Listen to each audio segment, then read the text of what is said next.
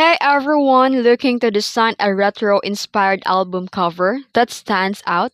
With Kittl AI, you can create one in just minutes. Let's get started. First, go to kittleai.com. Then here in the left-hand menu, click Templates and search for album cover or retro.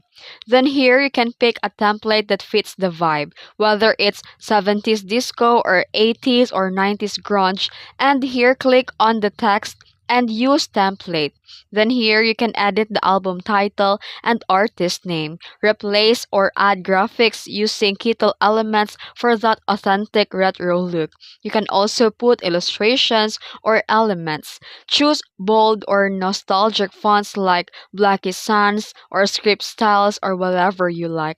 Then add a retro color scheme like when it's neon gradients, vintage pastels, or earthy tones, and incorporate textures like grain, noise, or halftones from Kittl to make your cover feel vintage. And when ready, you can now click download or share in your social media. And that's it. You've just created a retro inspired album cover with Kittl AI, perfect for music projects, playlist, or merch. If you found this video helpful, don't forget to like and subscribe for more design tutorials. Thanks for watching.